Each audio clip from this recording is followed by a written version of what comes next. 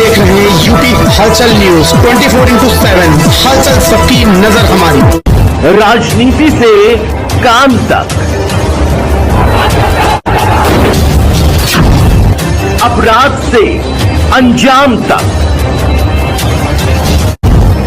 खेत से खलिहान तक, खिलाड़ी से मैदान तक, सितारों से आसमान तक, अब हर खबर पर होगी हमारी नजर। लखनऊ से बड़ी राजनीतिक हलचल। राष्ट्रीय लोकदल के प्रदेश अध्यक्ष डॉक्टर रामाशीष राय ने ऐलान कर दिया है कि 15 मार्च को देवरिया का चीनी मिल मैदान बनेगा शक्ति प्रदर्शन का गवाह। इस महारैली में खुद पार्टी के राष्ट्रीय अध्यक्ष और केंद्रीय मंत्री चौधरी जयंत सिंह हुंकार भरेंगे। प्रेसवार्ता में राय ने विपक्ष पर सीधा हमला बोलते हुए कहा कि अखिलेश यादव के पास अब जनता के लिए कोई मुद्दा नहीं बचा है, जबकि राष्ट्रीय लोकदल किसानों और युवाओं की लड़ाई सड़क से सदन तक लड़ने को तैयार है।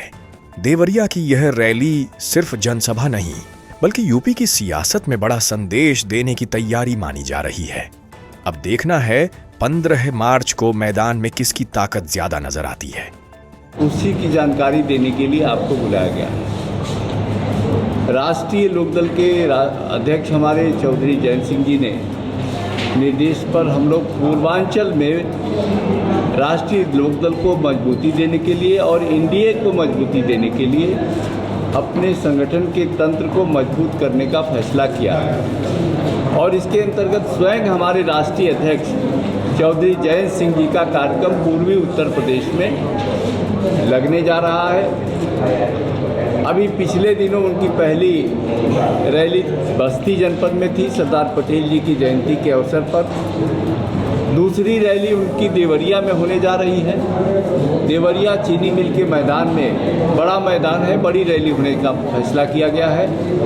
और देवरिया कभी राष्ट्रीय लोकदल का गढ़ हुआ करता था, तो देवरिया का भी कार्यक्रम उन्होंने 15 मार्च 2026 को तय किया है।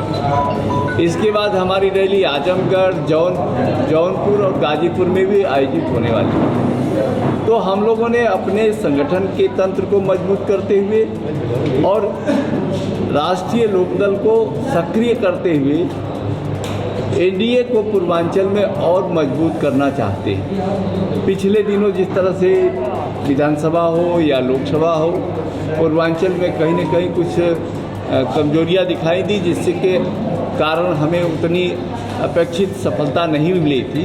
अब राष्ट्रीय लोकदल उस कमी को पूरा करने का फैसला किया है। हम पूर्वांचल को इतना मजबूत करेंगे कि पुनः 2027 में भारी बहुमत से एनडीए की सरकार उत्तर प्रदेश में बने, इसकी कोशिश में हम लोग लगे हुए हैं। इसी की जानकारी आपको देनी है। इसके बाद हम सम्मेलन करने के बाद, सभा करने के बाद बूथ सम्मेलन करने बूथों के जो हमारे एजेंट हैं और सेक्टर प्रमुख हैं, उनका कार्यक्रम हम 30 दिसंबर तक हर विधानसभा का, पूरे उत्तर प्रदेश के हर विधानसभा में हम इस कार्यक्रम को करने का फैसला किया।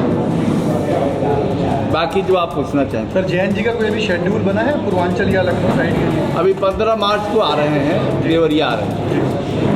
सर, आज जिस तरह से अरविंद केजरीवाल और मनीष सिसोदिया 23 कथित आरोप जो उनके ऊपर लगे थे शराब घोटाले पर, वो बरी हो गए, इसको लेकर आप क्या कहना चाहते हैं? कई न्यायालय ने उन्हें बरी कर दिया है। इसमें न्यायालय पर कोई टिप्पणी नहीं किया जा सकता। कह रहे हैं कि प्रधानमंत्री और अमित शाह के तहत, षड्यंत्र के तहत उन्हें फंसाया गया। अब ये उनकी बात है, उन पर हम कमेंट नहीं करेंगे। ये नारा हो सकता है, हमारा किसी एक जात एक धर्म पर फोकस नहीं है। राष्ट्रीय लोकदल किसानों की पार्टी है। हम किसान, मजदूर और जवान की बात करते हैं। हमारे नेता चौधरी चरण सिंह हमेशा किसानों की बात करते थे, गाँव की बात करते थे।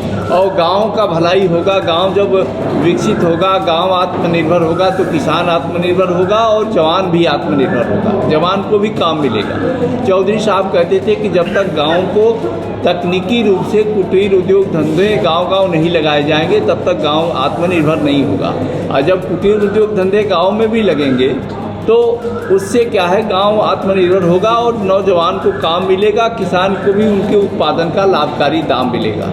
तो हमारी पार्टी उसी दिशा में सोचती है, सबको साथ लेके चलती है, जाति वर्ग और धर्म के आधार पर कोई निर्णय नहीं लेना चाहता। क्या विधानसभा चुनाव में पूर्वांचल में सीटों पर लड़ेंगे? हाँ, जहाँ हमारे अच्छे कैंडिडेट होंगे और हम इसकी तैयारी कर रहे हैं, जहाँ जहाँ कैंडिडेट होंगे। कितनी सीटों पर तैयारी कर दी सर?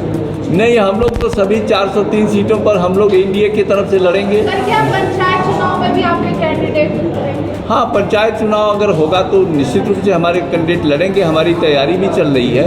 और पंचायत चुनाव आम तौर पर दल की सीमा में नहीं होते हैं, क्योंकि दल वाले भी नहीं मानते हैं। तो पंचायत चुनाव सभी दल अपना अलग अलग ही लड़ेंगे जब भी होगा। अखिलेश यादव रामनवमी के बाद अपने चुनावी बिगुल फूकने जा रहे हैं नोएडा से, जो कि नोएडा में हमेशा एक अंधविश्वास के तौर पर देखा जाता है। तो अखिलेश यादव चुनावी अपना वहीं ये अच्छा कदम उन्होंने उठाया है अखिलेश यादव ने कि अंधविश्वास को उन्होंने तिलांजलि दे दिया है। नहीं तो बहुत सारे मुख्यमंत्री जाते ही नहीं थे नोएडा। ये अच्छा है, अच्छा संकेत है और इसके लिए जोगी जी को बधाई देना चाहिए, क्योंकि आदित्यनाथ जी ने ही इस परंपरा को तोड़ा है। सर, अखिलेश यादव प्रशांत किशोर की कंपनी आईपैक को हायर कर रहे हैं विधानसभा चुनाव की स्ट्रैटेजी बनाने में, उस पर आप क्या कहते हैं? वो हर राजनीतिक दल को अपनी अपनी स्ट्रेटजी बनानी है, लेकिन मुझे लगता है कि 2027 में जनता पुनः एनडीए को भारी बहुमत से सत्ता में लाएगी। परसेप्शन है कि आपकी पार्टी एक जाति और कुछ जिलों की पार्टी इसमें मानी जाती है। विशेषकर जो तराई क्षेत्र है पूर्वांचल का, वो किसान बहुल इलाका है, गन्ना बहुल इलाका है, और हमारी पार्टी किसानों के हित के बारे में सोचती है। पहली बार उत्तर प्रदेश में किसानों के गन्ना मूल्य 30 रुपया प्रति कुंटल बढ़ा है। ये ऐतिहासिक कदम राष्ट्रीय लोकदल ने सरकार को परामर्श देकर के करवाया है। इसके लिए हम लोगों ने योगी आदित्यनाथ जी को बधाई दिया है, उनकी प्रशंसा किया है। तो हम जो चाहते थे वो सरकार उस दिशा में काम भी कर रही है, कदम भी बढ़ा रही है, और इसलिए हमारी कोशिश है, सरकार की भी कोशिश है कि जो चीनी मिलें कुछ बंद हैं पूर्वांचल की, उन चीनी मिलों पर भी चालू करने पर सरकार फोकस करेगी। राष्ट्रीय लोक हलचल न्यूज 24x7 हलचल सबकी नजर हमारी।